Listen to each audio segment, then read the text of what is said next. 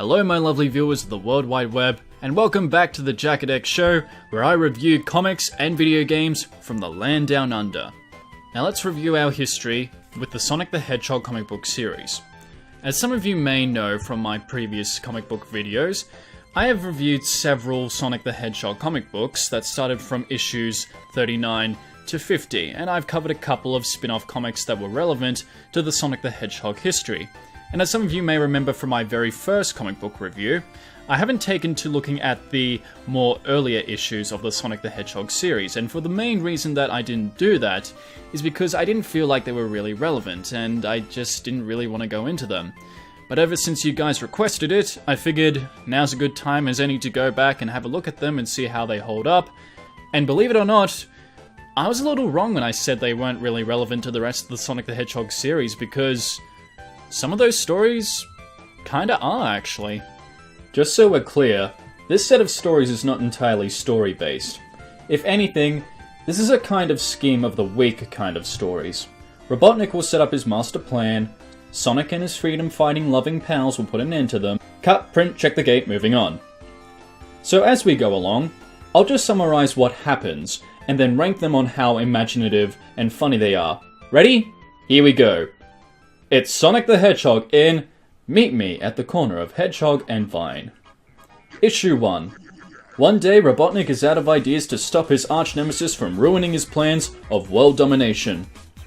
After dismantling and beheading a Sonic pinata, which I'm actually kinda curious about where he got that from, a SWAT bot brings in a desk plant, but being a lover of metal, Dr. Robotnik absolutely doesn't like plants at all. In fact, he hates them so much that he has to spell out his entire list of rules that are completely forbidden in Robotropolis. No singing, laughing, reading, cute animals. What? Wait a second. No reading? But this is a comic book, which means I gotta get the hell out of Dodge! There's no way he's gonna catch me reading this book! Ah, but what's this? This plant is no ordinary plant. It's a mechanical plant called the Kudzu. Strange name. But with this new plant, Robotnik seizes the opportunity to use his Borobot to plant these seeds in the great forest of Knothole Village and destroy the freedom fighters once and for all. Okay, off to a good scheme already. Princess Ellie is discussing with Sonic instead of me, Anton de Colette, military leader of the freedom fighters. It makes you think why a cowardly Frenchman like me would be appointed in a position of power, no? Okay, bad French impressions aside, Antoine's story in this involves getting overly jealous over the fact that Sonic and Sally are contributing nothing to the story aside from some pointlessly bad jokes, as he decides that the only way to impress her is to go out and do the typical impress the girl shenanigan by giving her a bouquet of flowers. Then again, it is a traditional French custom, so maybe it's not as typical as I'm putting it. Unfortunately, he's met with some trouble by the Kudzu himself, as Sonic and Sally head out of Knothole to rescue him. They manage to get him back to safety as Rhoda tries to help Antoine out of his predicament by threatening his goddamn life by disregarding the laws of work, health, and safety. By cutting off the table. Was that really necessary? I mean, what if they had a particularly huge patient that they had to operate on? Wouldn't they need the extra space? And in any case, so they throw the weed into a nearby bucket, with Tails comedically watering the plant without knowing what's going on. Oh dear. However, since water and machinery don't mix, it turns out Tails managed to find the solution to defeat the Kudzu once and for all. Really, the most dangerous mechanical plant monster is not immune to water. In a civilization where industrial buildings can pollute the planet, cause giant clouds to populate the sky, you'd think someone in Robotropolis would design that kind of immunity. But I forget that this is the early age of Sonic comics. We've still got plenty more sitcom scenarios left to go. Robotnik sends his Buzz Bombers out to defeat the freedom fighters, but thanks to Mother Nature, she sends her godly thunderous wrath upon the Buzz Bombers and Kudzu fleet, ending our story with the Borobot getting deposited into the trash. On to our next story. You bet my life! The freedom fighters have summoned Sonic to perform the most dangerous of comedic and repetitive tasks ever. To fold a map up correctly! I mean, can you really blame them? I mean, I have trouble getting these gaming mats to fold up. Just fucking... Why are there so many creases? Actually, what's really going on is that Robotnik is going to reveal his new badnik at the Casino Night Zone, and in order to get there, Sonic needs our help to get him to the Casino Night Zone. I feel so honored to be a part of this mission. I swear to you, I will get you to the Casino Night Zone. I swear it! By my hat! So Sonic the Hedgehog makes his way into the casino, totally disregarding any stealth tactics because gotta go fast, as Robotnik shows off his Orbinaut, literally the least annoying enemy in the games, unless you're in zones like Labyrinth Zone. But apparently, Sonic has the reflexes of a literal hedgehog and gets conked out, yet somehow the spikes don't slice his brain open. Shame, I was looking forward to some hedgehog slice. Okay, I'm sorry. So instead of taking the chance to kill off his marsupial monstrosity, Robotnik decides to cramp our blue hero inside a giant pinball ball, as he decides to test out his crappy alpha build of Sonic Spinball, and despite suffocating and bleeding to near death, you can't tell me that those splotches of red aren't blood. He manages to use his spines as a glass cutter to free himself from Robotnik's contraption. He blows up the Casino Night Zone. Shame, he could have robbed the place of all of its golden rings if he hadn't done that. And the story ends with Antoine comedically fuck around with a childproof cap. Okay, before this issue ends, however, we get a couple of these cute little one-page comedy stories. Now these were kind of like those end-of-episode segments in kids shows where they would just set up a scenario with a simple punchline and would always end in a charmingly comedic way. I always loved those. And in fact, going back and reading them again, I did kind of find myself laughing at them than I did the original stories. I mean, don't get me wrong, I did enjoy the last two stories. In fact, I thought the Crod Zoo wasn't too bad. It certainly made me smile. But I like the Casino Night Zone story better because it was charming to see the comic actually connect the game with the comic book by creating this elaborate plan to get kids to help Sonic to get to the Casino Night Zone. If I was a kid in the 90s reading this, I'd probably go and do that too. Anyways, I'm getting off track. So the first out of the 3 end-of-episode segments begins with the first annual Acorn Awards ceremony for the Noble Freedom Fighters. Coincidentally, having the powers of being the main protagonist enables Sonic to win the awards, and bada bing, bada boom, end of segment. Cute scenario, if a little redundant. Next we have the Sonic fan mail segment. Sonic is asked a question by a fan about when do his legs go blurry when his feet go into a trademark spinning feet mode. I always love this one. It's an observational visual gag on how Sonic is paying attention more to how he is moving fast and how blurry his feet are going, when suddenly, BAM! He gets smacked into a tree, causing his own vision to get blurry. Again, very cute, and I laugh at this one more than the previous one. The last one involves a sort of Swedish chef routine. Sonic is showing how to make his trademark chili dog lunch, which is like the easiest thing to do on the planet. That's all fine and good, but what confuses me the most about this part here is where Sally just straight up slams a coconut cream pie in his face. I get that the comic book is trying to tell me that this is supposed to be a funny comic book, wink wink nudge nudge, and all that, but what the fuck, Sally? Also, why is your hair black? Aren't you supposed to be a redhead? Nothing against people with raven hair, I think you're all beautiful people. But a little consistency would be nice.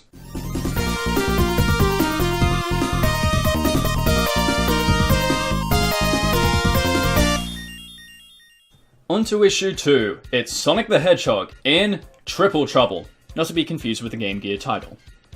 Another day in good old Robotropolis, and Robotnik has constructed his brand new mechanical menace, Coconut's the Badnik Monkey, a character that you'll most likely remember from the Adventures of Sonic the Hedgehog TV show. He's sent to go and blow the duo Hedgehog and Fox heroes, but in an attempt to blow them up with his coconut bomb, a concept until the making of this video has made me rather worried about the condition of fruit these days, hijinks ensue as Coconuts is sent back to Robotnik in pieces. It's here that we're introduced to the next lineup of comedic antics, Scratch and Grounder. Again, if you've watched the show, you'll know that they become the comedic foil to their badly made hedgehog catching plans, and in this story, it's not all that different.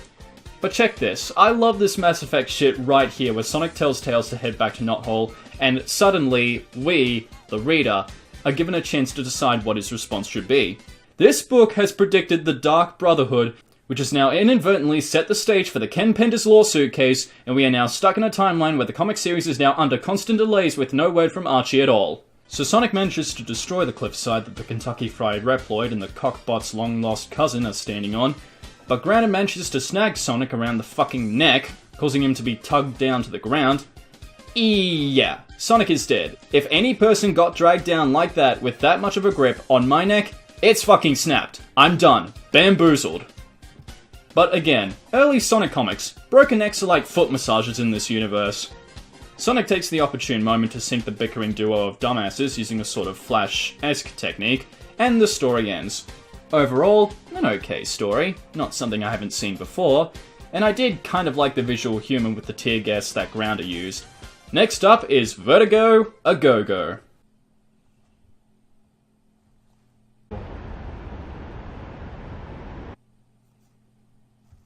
How appropriate. Sonic is on a ring hunt, no doubt taking the opportune moment to hoard in a bunch of magic rings like he should have done back in the Casino Night Zone, but after stumbling across a magic spring, he gets propelled up into a weird zone. Quick, flip the comic book or I'll hit you in the face? No, he won't. Ow! So, Sonic ends up in a weird parallel zone, introducing us to one of the comic's most irritating and pointless characters in the series. Meet Horizontal and Vertical, and I pronounce the owls that way because who the fuck names their kid Ul, unless he popped out of birth and you took one look at him and said, ugh. By the way, because this particular story is intentionally trippy, I'm just gonna play this song.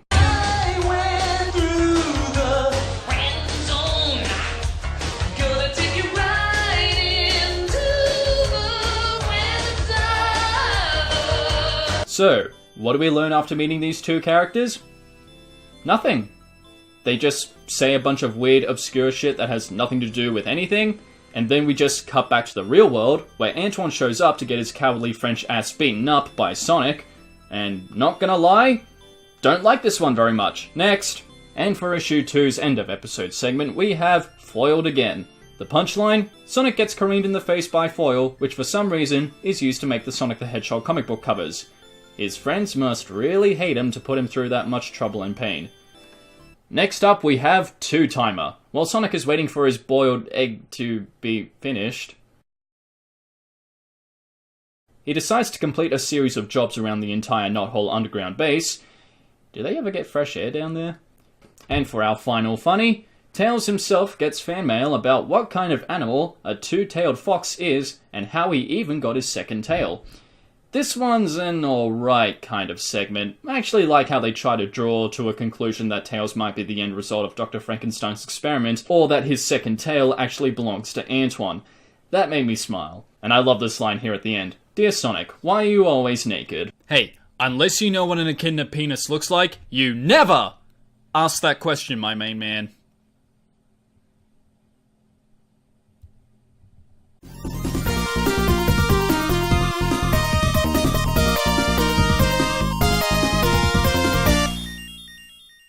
On to issue 3, and apparently Sonic is confident enough in telling me that this is the comic I'm really after.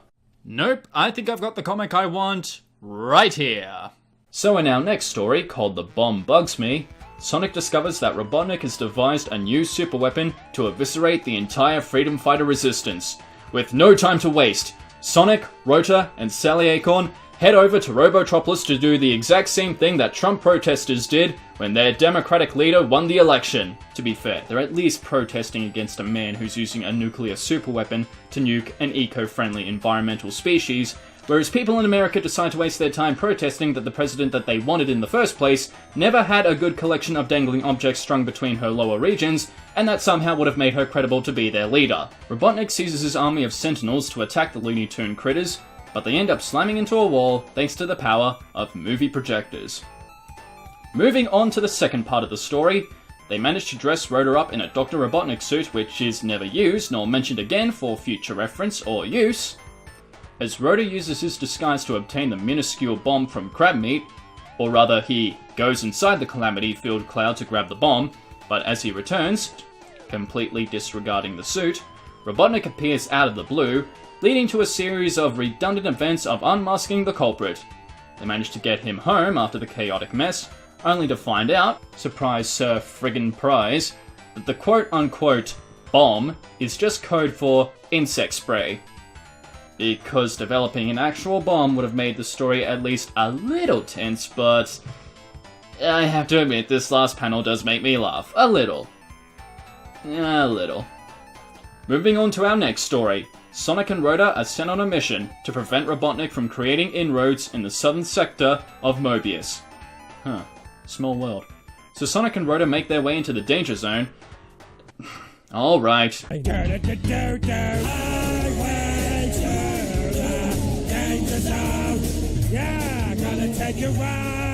And after making their way to said zone, they come across a young rabbit being kidnapped and converted into a SWAT bot. However, it is too late, as half of her body has already been converted and must be taken back to Knothole to be nursed back to health. No sooner do they return does Bunny suddenly revive herself more quickly than you can revive your comrades in Scott Pilgrim vs. the World the game. Bunny is quite suddenly accepted into the Freedom Fighter faction right around the time that a giant Borobot decides to invade the Great Forest, and with his new player too, Sonic and Bunny head on out to take out the Sentinel Borobot, which involves Bunny using her convenient new abilities to table flip the bot, and the story ends with Bunny being accepted into the League of Ewok Forest Scouts.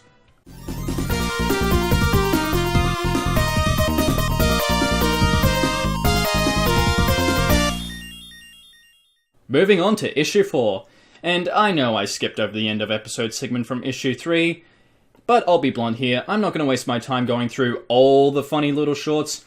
I think they're alright. I just want to focus on the main meat of these stories and just try to cover as many of these issues as I can today. Sonic the Hedgehog in The Lizard of Odd. If I only had the joke. Robotnik receives a load containing one of the biggest creatures in Mobius, which is really just a salamander that's considered big for his age, according to the SWAT bots. Nevertheless, Robotnik wastes no time roboticizing Gex the Gecko, and of course, due to some wacky mistake from his buzz bomber, he accidentally converts him into what I can only describe as Godzilla's more mechanically shorter brother with the ability to use human speech, thusly naming himself Salamander. I mean, it's no exoskeleton, but I'll give it a pass. It at least made me smile. Anyhow, Knothole is informed of the threat, Sonic heads out to crush the freakish mechanical Tooter-Dial, la-di-da, la-di-da. You know what? Why don't we talk about the artwork in these issues? As you can see as we skim past these issues, the art style is a very simple, not overly diverse kind of art style. It doesn't have a lot of detail, the characters remain pretty consistent in their designs, which is nice. It's just that the designs themselves that I never found particularly appealing. It's not bad, but it's overly simple, you know? Like, okay, let's say that you have that one guy or gal in class who's really good at art, right? And the one day he comes by and sees you're reading this comic, right? And he or she nonchalantly says, I could draw that. Not smug-like or whatever, like, I could draw that. I mean, it's so simple. I don't mean it in that way. The point I'm trying to get at is that anyone who is good at art, as anyone I see on Twitter and Tumblr these days, could easily look at this and say, I could draw that. Hell, I could draw better than that. And when I read these comics, there are days when I absolutely adore how these comics are drawn, because I'm an artistic whore, me, and I wish I could be as professional and talented as those guys. Plus, I've never really liked the color choices in these early issues. They either look dull to look at with all the dark colors, or some of the pages just look kind of bleached together. Point is, not a fan, and it's half the reason why I'm not particularly fond of going back and reading these. The other half is because these stories are kind of formulaic. A new threat enters the town, Sonic and sometimes the rest of the Freedom Fighters jump on board to save the day, and they continue to live their lives in blissful hunky-dory peace. It's not until we reach issue 21 where the series at least tries to put together a story that's cohesive, and tries to make it at the very least a little bit engaging. So then I guess it stands to reason for you guys to question me as to why I'm even tackling these comic books if none of them have any real relevance or significance to the rest of the story, since they're all mainly a Monster of the Week kind of stories. Well, believe it or not, whether people like it or not, this comic series, especially with the early issues, has characters that have dreams and aspirations, such as Bunny wanting to be a hairdresser. Now, that might just seem to be a bit of a one-off joke, or just something that's, okay, a little bit of trivia here to give the characters some form of bad development, but the point is that even though this is just very vague development, what one of the writers does is bring some form of relevance of that information into the modern comics and actually draws that dream and or aspiration into one of the characters' resolving story arcs, which is really cool. It's just at this point in time, we kind of have to trudge through them and just see what the comics were like at the time, and it's just interesting to see that kind of transition, you know, going from a sitcom kind of story to a more focused and more engaging kind of story, you know? But let's keep things rolling. I want to at least get 5 of these issues done so that things remain consistent, and I don't have too much on my plate, and on this video to waste your guys' time. Sonic gets chomped and digested by Mecha Leatherhead, but Sonic ain't letting an overgrown Kermit the Frog eat him up like chocolate salty blue balls.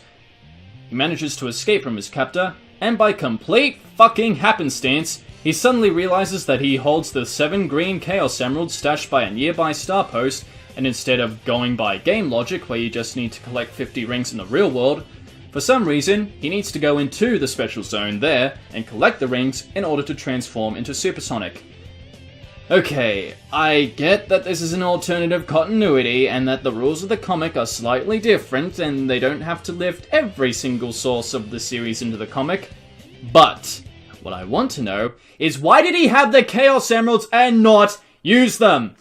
Fuckface, your solution to end the war is right fucking there! You're clearly going through all this trouble to defeat the ecologically deformed Metal Greymon, and Robotnik was already fly-tailing the fuck out of Dodge, so take the opportunity and destroy Robotropolis, you weird chilling dog roadrunner reject! I'm gonna get killed for this at the end, I just know it. Sonic manages to obtain the 50 required golden onion rings, transforms into Goku's Saiyan charged house rat, and lays the beat down on the Metal Killer Croc. And he goes home to eviscerate his digestion system by consuming as many chili dogs as he possibly can. Hey Tails, you doing alright there, buddy? You look high as fuck. What's that? You have a solo adventure that you'd like to share with us? Well, hey, why not? I mean, Tails is one of my favorite characters, and it's about time that we get to see a solo series, so why don't we take a look? So, in our appropriately named story called Tails' Solo Adventure, we follow our two-tailed kitsune friend as he scours the Great Forest to look for any sign of Robotnik. Give the kid some credit, he at least has more balls than a coyote Frenchman who supposedly has the ability to sword fight. And his experiences with the Freedom Fighters apparently pays off for our two-tailed hero, as he manages to fight off 2 of his captors with his trademark twin tails, which, far be it for me to neglect mentioning that his tails can slice through friggin' metal! No wonder the fucker looked high. Those drugs he was taking must have been the testosterone kind. Oh god, speaking of testosterone... This is Sparta!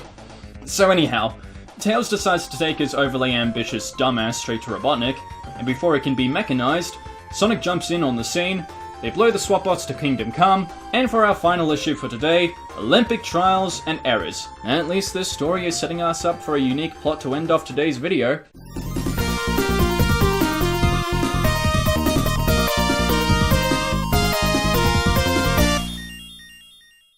So Robotnik decides to hold the first official Robotropolis Olympic Games tournament, and he's inviting the Freedom Fighters to compete. For if they win, Robotnik promises to return Mobius to normal. If not... In this game, losers get roboticized. What a surprise that Robotnik has rigged the game so that the Freedom Fighters are unable to win any of the game's event. In fact, Robotnik decides to go all Sonic Labyrinth and swap Sonic shoes with super energy sucking shoes. So with Sonic out of commission, the rest of the Freedom Fighters decide to take up the mantle. Robotnik's ability to maintain integrity in an Olympic event is about as consistent as trying to implement different effective strategies in the First World War. In other words, it doesn't fucking happen. However, Tails manages to find the thrown away sneakers, gives them back to Sonic, and he manages to save the day. Whoopity hoopity. Next! Chump on this, chump. Roto is ecstatic to announce to his friends that an ad for an ant farm has caught his interest, and he plans to mail in an order for a set right away. But it turns out that good old Teddy Roosevelt is the one who advertised that ad, and has actually sent Rhoda a termite in the false packaging. But it's just not any old termite, it's a termite-nator. Funny. Very funny. And as he eats more wood, he starts to grow. He continues to grow and devour all the convenient furniture in their home until Sonic gets the idea to use the pancake mix that he and Sally had trouble with at the beginning of this story, in order to trick him into eating it and clenching his jaws shut. They mail him back to Robotnik, as he has now taken up eating metal. Do termites even eat metal? And with all of that, ladies and gents, I say that issues 1 to 5 has been pretty okay so far. I mean, it's mostly harmless, there's nothing in it for children that I would say is graphic or even adult in it. It's just a fun little time waster. It has some very cute, very minor, funny kind of scenarios for adults. And I mean, no kidding, right? This is a children's comic book after all. I mean, what kind of adult my age would really be involved in a Sonic the Hedgehog series again, But when we come back for the next couple of issues, we've got some pretty interesting events to go over. One of those stories involves a retelling of a classic Christmas story, and another story involves a race of bigoted Dr. Seuss characters that Sonic the Hedgehog and his freedom fighter friends need to save from Robotnik's greatest plan. What's gonna happen? We'll just have to wait and see. Until then, take care of yourselves, have a good evening, and as always, stay awesome, lovely viewers. I'll see you all next time.